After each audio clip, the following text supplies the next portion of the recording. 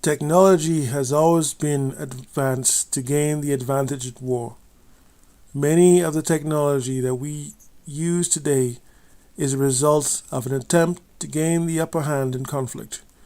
That includes film, from black and white to color, and from stationary to handheld. Humans went everywhere to capture science on film.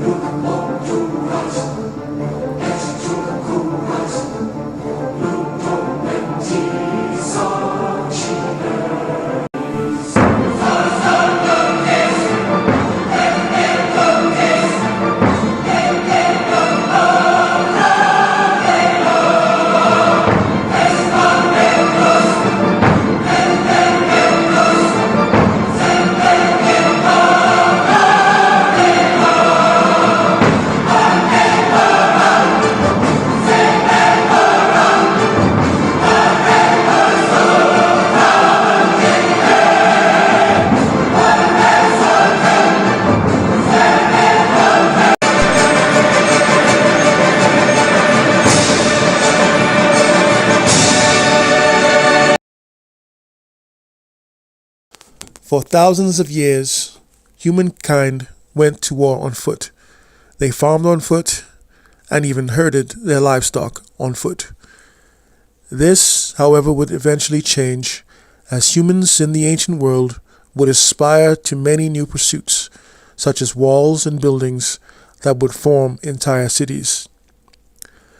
The movement of entire groups of peoples over vast distances and great agricultural progress would require a solution to facilitate fast and effective and efficient completion of said tasks.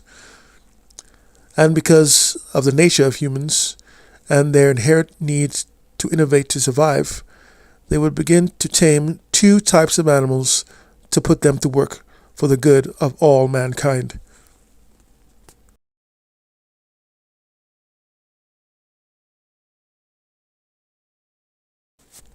The nomadic peoples of the steppe in Eurasia and of the Middle East found partners for their survival in the camel. Camels are well suited for the conditions of harsh environments and are sturdy enough to carry heavy loads. Camels exist in two very specific types. The one-hump kind, known as the dromedary, scientifically Camelus dromedarius, and the two-hump type, which are called Bactrian camel, or scientifically Camelus bactrianus. The one-hump type is suited for the very hot desert climate, and the two-hump variant is best suited for the cooler and wet climate of the Eurasian steppe. They can live anywhere between 40 and 50 years and can run as fast as 40 miles per hour. It is important to note that Bactrian camels tend to become much larger than their dromedary counterpart.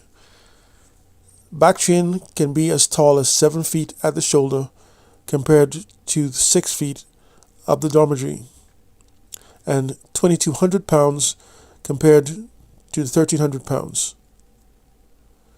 The humps serve as storage for nourishing fatty deposits in order to sustain the individual if food and water are not found for a period of time.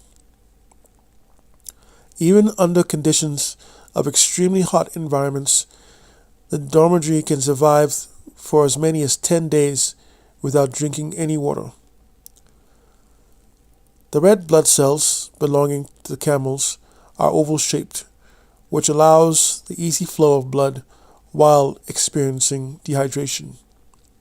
Those unique blood cells are also hardy enough not to rupture, as a camel can glug 53 gallons of water in just 3 minutes. These unique attributes of the camel make it the perfect animal of war. Although it is the Domerjic variant that is mainly used in this role. Within war camel units, or camel cavalry as they are known in some quarters, have carried spearmen, bowmen, and riflemen into battle for a very long time.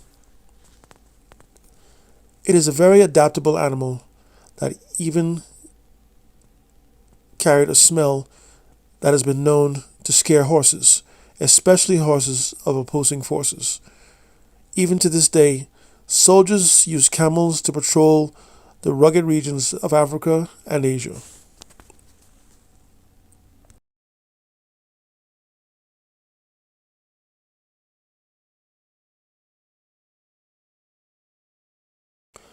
Horses, also known as Equus ferus caballos, too have been brought into the use of humans for almost the same period as the camel. Horses too can carry heavy loads. However, this may get complicated when discussing the many different types and breeds of horses that exist. Some are light, hardy, and super fast, while some of the middle weight classes can carry far more weight on their backs than the lighter and mostly desert breeds. Then there are the large, bulky horses, such as Clydesdales, that can pull enormous amounts of weight. Heavy horses, which are designated as cold-blood breeds, such as draft horses, are best suited for the heaviest possible work, such as pulling heavy carriages, logs, and plowing the fields.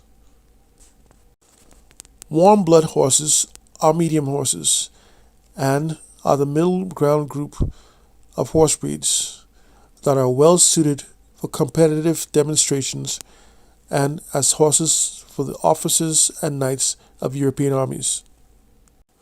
Light horses, or hot blood horses, such as Arabians, Barbs, and Mustangs, are the perfect war horses. This is because they are fast, have excellent endurance qualities, and very hardy. Various films throughout history have presented the warhorse in various roles, carrying their riders into war on horseback or by chariot.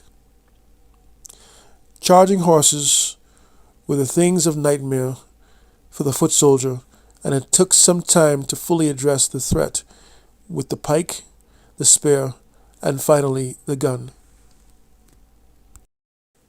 The era of the warhorse would last for thousands of years, from at least 3200 BC until around 1918 AD, as they were made obsolete by first the machine gun and then the war tank.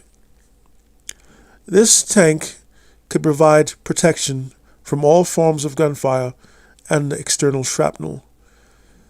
The first example to be thrust into active service was the British Mark I tank that had a large dual-track system in order to traverse any surface, while also having none of the weaknesses of tires.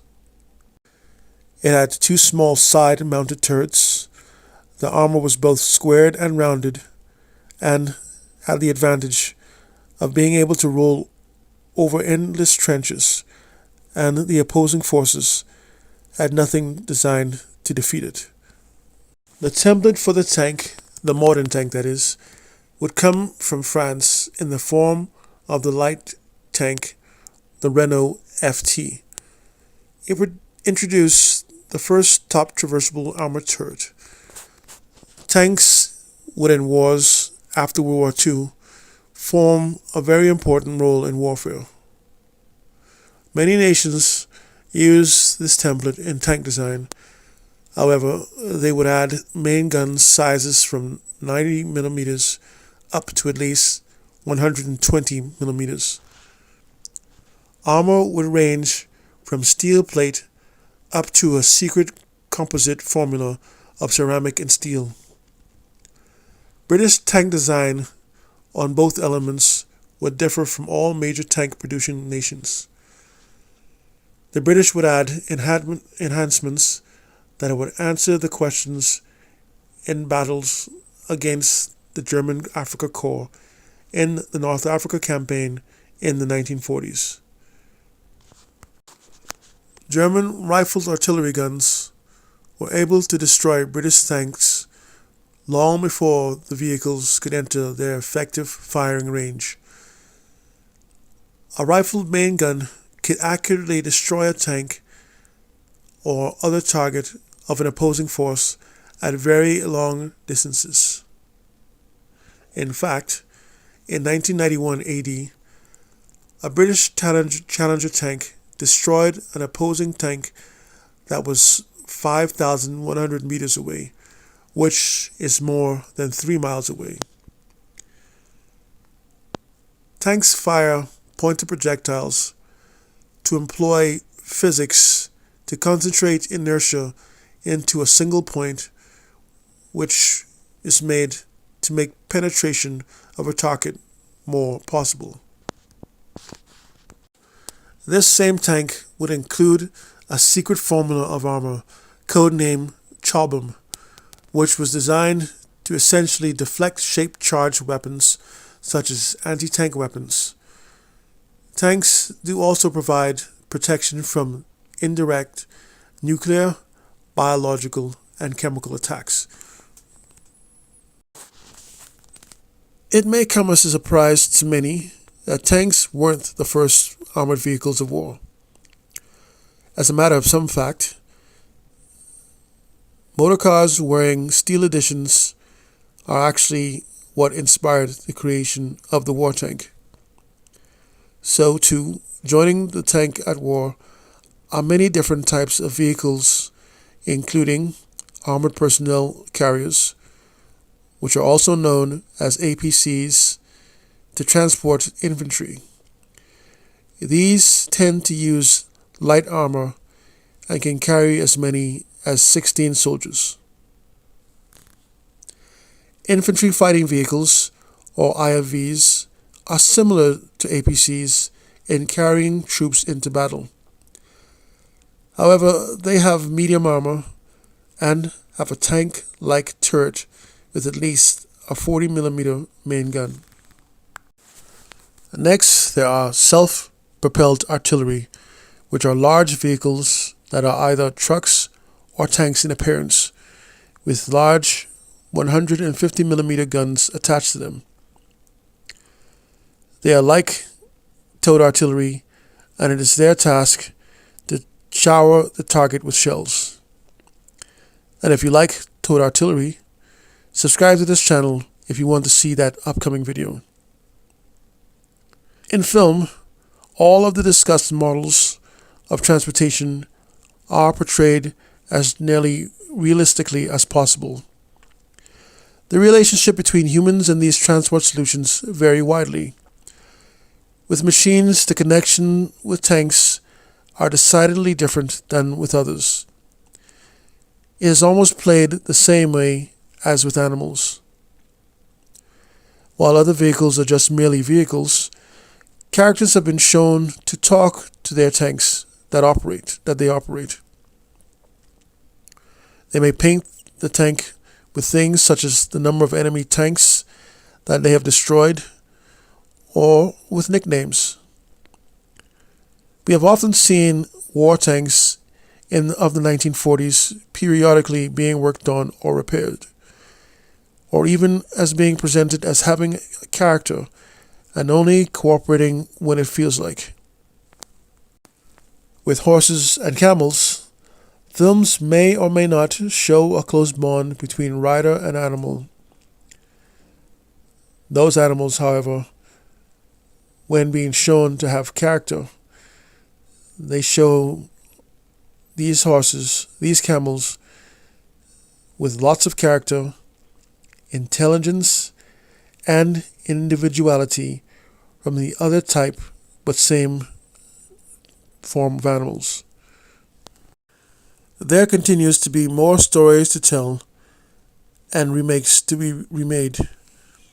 Stories of an era most current or those long past. No matter the case, we can be sure that be it a movie or TV show, these weapons of war, as portrayed on film, will continue its role of entertaining us. Please like, share, and subscribe to this channel, and activate the notification bell for updates to your devices. This machine is a weapon of war.